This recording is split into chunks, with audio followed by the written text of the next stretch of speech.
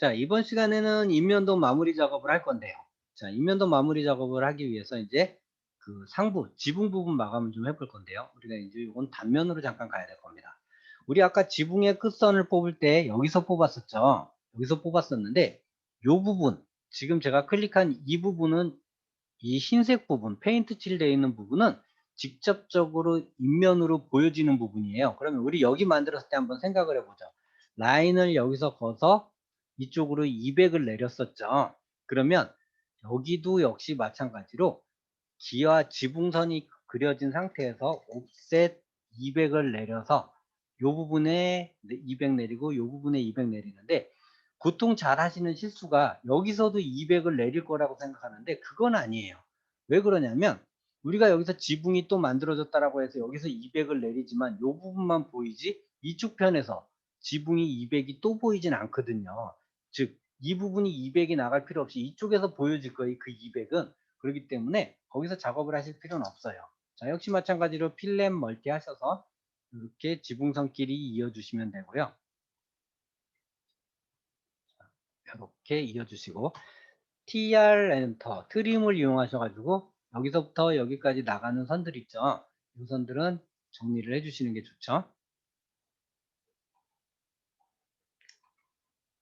보통 시험에서 감점을 잘 주는 이유가 이런 부분에 대한 선들 튀어나가는 것도 감점의 대상일 수 있어요. 그렇게 작업을 하기 때문에 그 주의하셔서 작업을 하시면 되고요.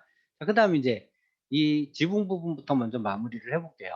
지붕을 마무리하려면 일단 우리가 생각했을 때 여기에 단면을 했을 때 이쪽 부분을 한번 생각해 보세요. 지붕 매니에 뭐가 올라갔냐면 암키와 세장이 올라갔어요. 암키와 세장은 20, 하나, 둘, 세 장 이렇게 올라갔잖아요. 근데 세 장이 아니고 네 장을 올리셔야 돼요. 네 장을 올려 한 번, 두 번, 세 번, 네 번 올렸죠. 그리고 옵셋, 우리 기와를 하나 할 때 하나에 300해서 20, 20, 20, 20 안으로 들어왔던 거 기억나시죠? 단면에. 그래서 여기에서 기와를 보낼 때는 300을 보내는 게 아니라 280을 보내고요. 다시 20만큼 이렇게 보내요. 그 다음에 필렛 멀티 하고 나서 상부에서 여기서부터 여기까지 긋고 맨 위에 선 여기서부터 여기까지 여기 튀어나와 있는 이 부분을 그냥 우리가 통상적으로 우리가 얘기하기를 그 그냥 원래는 저렇게 그려지는 게 아니지만, 예, 역시 그 스키아 스키아라고 표현을 하는 그런 부분이 되겠습니다. 자, 그러면 이렇게 완성을 했으면 저기까지 쭉 나가야 되잖아요. 당연히 어레이 클래식을 쓰겠죠. 어레이 클래식 해서 개수는 하나, 간격은 한 30개 놓으시면 맞을 거예요. 그리고 열간격 길기 280으로 놓으시고 객체 선택. 자, 여기서부터 여기까지 선택하고 엔터. 자, 미리 보기 꼭 하셔야죠. 아이고, 30개로는 택도 없죠. 50개는 돼야 되겠네요. 자, 50 확인하시면 쭉 나가서 이 끝에까지 완성이 될 거예요. 이 끝에 조금 튀어나오는 이 부분은 사실 큰 관계는 없어요. 이렇게 놔두시고 TR 엔터. 왜 그러냐면 이 부분은 밖으로 나갈 필요가 없죠. 이 부분은 여기서 다 잘려지면 되기 때문에, 짧은 쪽 지붕이기 때문에 이 부분은 이렇게 튀어나갈 필요 없어요. 자, 상단 부분에 기와가 거의 마무리돼 가고 있습니다. 자, 기와의 용머리 타입은 두 가지 타입이 있는데요. 기와에서 만드는 용머리 타입을 보시면, 자, 볼게요. 요렇게 만들어지는 40에 250을 만들어지는 타입이 있는데, 요 두 가지 타입을 요렇게 볼 수 있어요. A 타입과 B 타입이 있어요.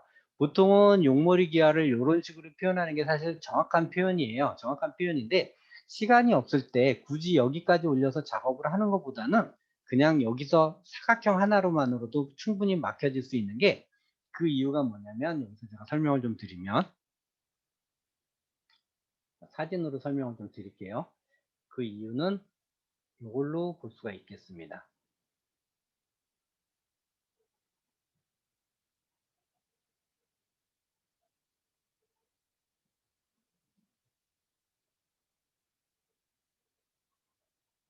잠깐만요. 제가 사진을 찾고 있는데 제가 준비를 해놨는데 아까 이거 화면이 넘어가면서, 네, 덮여진 것 같아요.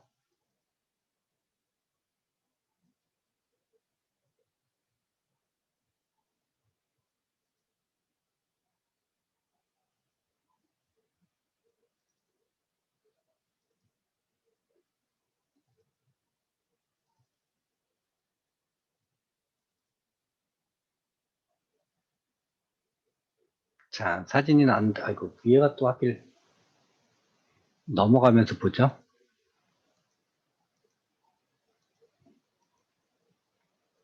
옆머리가 지금 제대로 표현된 게 안 보이네요. 자, 요 끝에 보시면 지금 제대로 표현된 게 안 보이는데 양쪽 끝에 보시면 여기 보이시죠? 이거 확대 좀 해볼게요.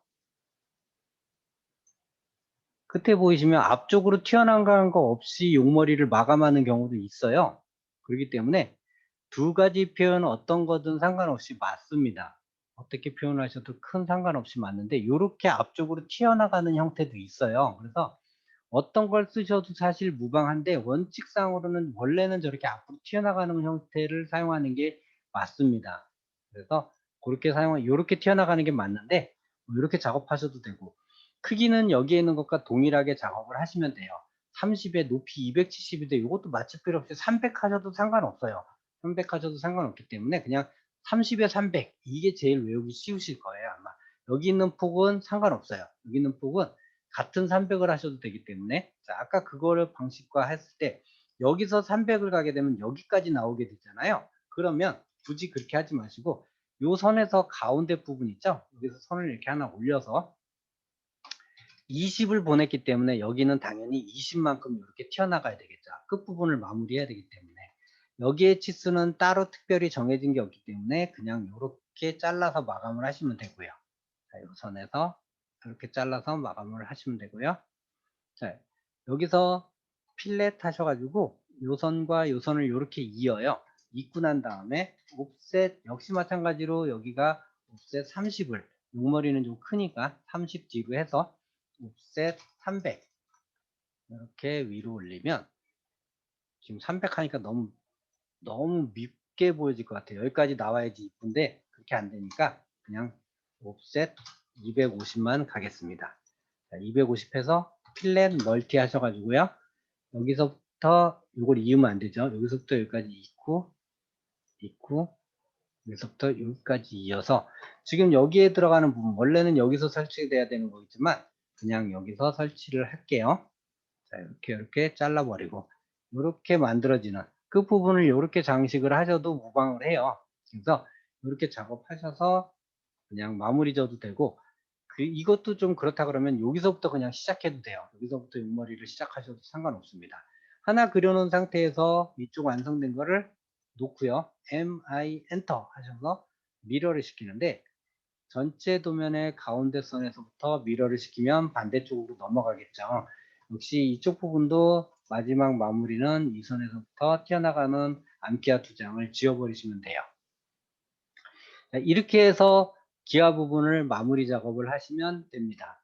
기아 부분 마무리 작업 다 끝났으면 이제 두 번째 한 칸씩 내려와 볼게요.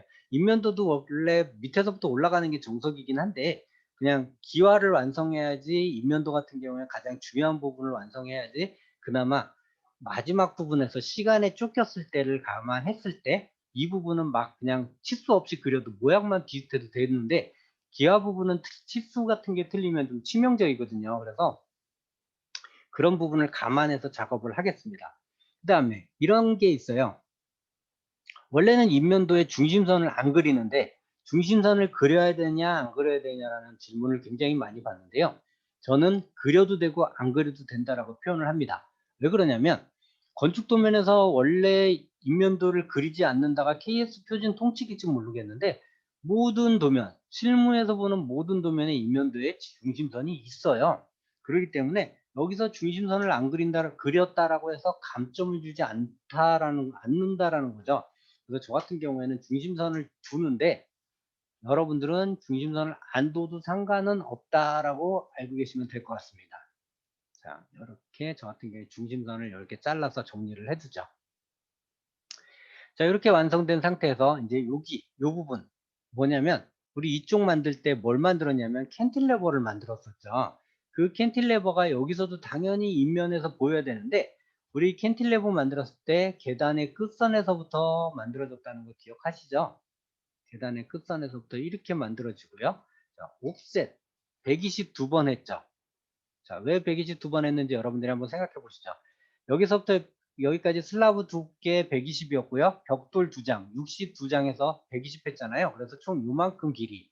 240만큼 갔는데 요걸 왜 굳이 이렇게 나눴었냐면 렉탱으로 요거를 바꿀 거예요. 렉탱으로 이렇게 만들어서 이제 요 선과 요 선은 이제 필요 없죠. 리드선을 잡으려고 했던 건 필요 없고 요 가운데 선, 즉 우리 아까 제가 사진으로 잠깐 보여드렸었는데 음,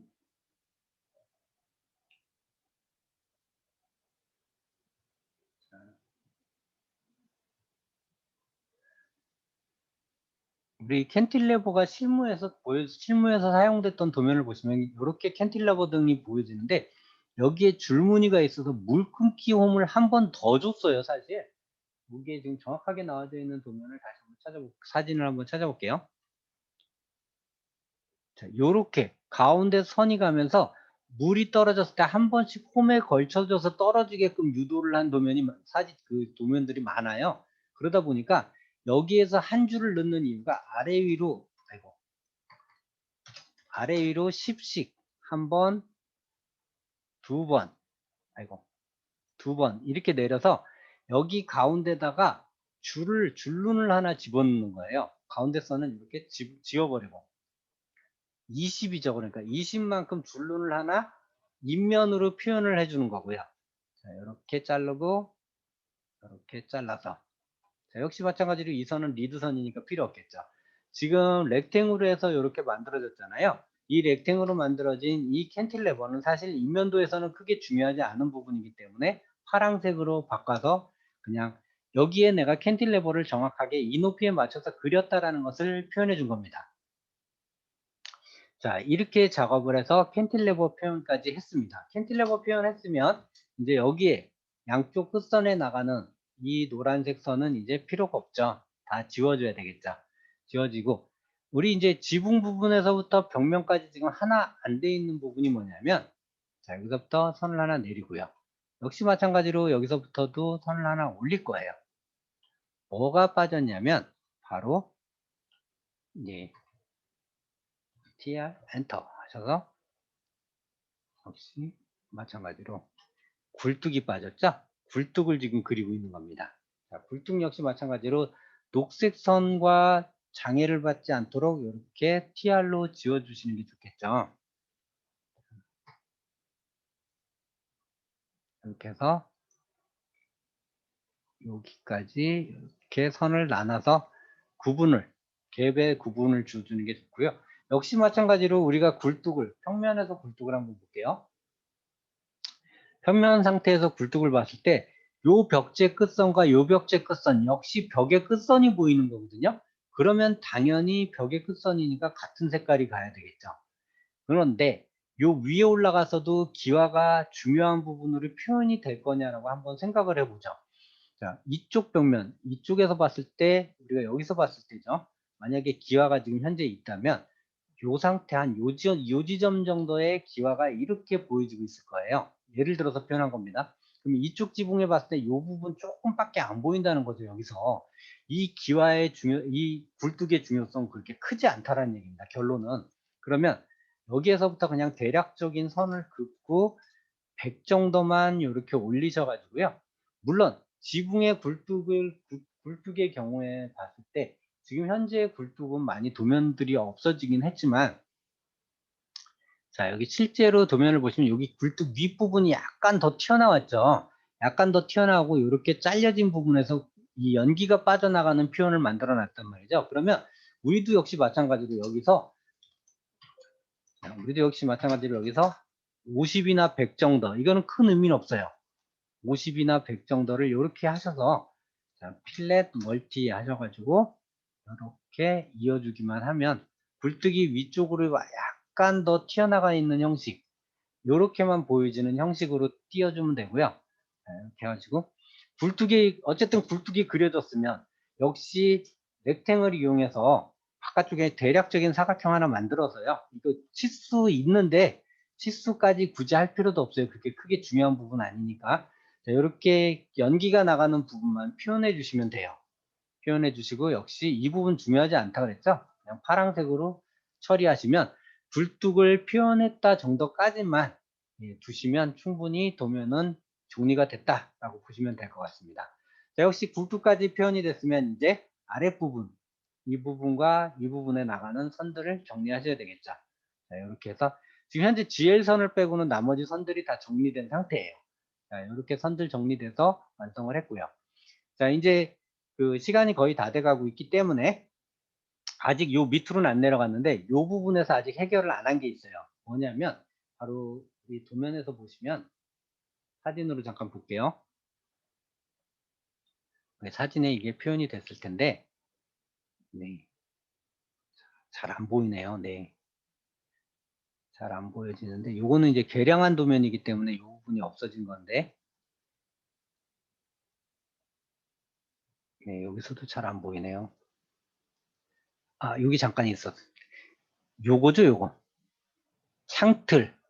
창문 아래쪽에 있는 창문에 있는 네, 틀이 필요한데 우리 요걸 단면으로 그릴 때 이제 아직 우리가 단면 표현에서 창문 부분은 아직 표현을 안 했는데 보통 창문의 벽돌을 할 땐 벽돌을 옆으로 세웠어요. 세웠을 때 여기 길이가 190이고 높이가 60으로 잡습니다. 그래서 렉탱 190, 60 아이고 90이죠. 잘못했죠. 벽돌을 세워쌌기 때문에 골뱅이 190, 90 이렇게 해서 벽돌을 놓는데 이 벽돌을 그대로 창대로 쓰는 게 아니고요. 창대돌로 쓰는 게 아니고 이렇게 놓으신 상태에서 얘를 그 단면에 그릴 때의 방법이에요. 여기서 선택해서 15도만큼 이렇게 기울여서 하는 거예요. 그러다 보니까 여기에서부터 여기까지와 여기서 보여지는 선 그리고 여기서 보여지는 선 이렇게 세 개의 선이 정면에서 바라봤을 때 인면으로 보인다는 얘기죠. 그러면 이 세 개의 선을 인면으로 봤을 때 여기서부터 여기까지의 높이들이 각각 달라요. 전체가 136 정도 대략적으로. 그러면 사실상 이 대략적인 크기는 130 정도라고 된다고 보시면 되는데 130을 정확하게 맞출 필요는 없잖아요. 우리가 비스듬하게 그려지는 도면이기 때문에 그래서 옵셋 40 하고 하나는 80 해서 총 120 정도만 이렇게 보여져서 벽돌이 기울어져서 보이지는 아까 그 보여줬던 그 세 가지 선이 보여지는 부분까지만 해서 REC 렉탱으로 해가지고 이렇게 여기서부터 여기까지 이렇게 마감을 합니다. 자, 역시 여기 마감하는 요 여기서 마감하는 요 벽돌은 당연히 그렇게 크게 중요도를 나타내고 있는 부분이 아니죠. 그래서 이 부분은 전부 다 파란색으로 이렇게 표현을 할 거고요. 자, 이렇게 표현한 거는 당연히 복사를 해서 자, 해치 넣고 복사를 할게요. 그냥 자, 벽돌이 아까 옆으로 세워진다 그랬으면 이렇게 세워진 벽돌의 하나의 간격이 얼마냐면 60이겠죠. 자, 해치로 가겠습니다. H 엔터. 자, 아까 제가 HPDLG 모드를 껐죠. 자, HPDLG 모드를 1로 바꾼 상태에서 해치하겠습니다. 자, 해치해서 사용자 정의 각도는 세워쌓기니까 90도 옆으로 세워쌌잖아요. 간격은 60 하고 객체 선택 여기 이렇게 선택하고 엔터 확인 누르면 이렇게 벽체가 세로 쌓기가 나오고요. 당연히 색깔은 파란색으로 가면 되겠죠. 자, 이렇게 표현한 상태에서 이거를 다 복사를 해서 반대편 창문에다가 갖다가 놓으시면 되겠죠. 자, 지금 현재 작업을 안 한 건 여기 이제 창문 작업까지 다 완료를 했어요.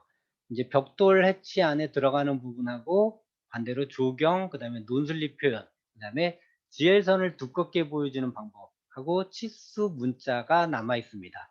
자, 그거는 다음 시간에 진행할 것이고요. 지금 여기까지 작업을 하시면 오늘 작업은 네, 완료가 되겠습니다.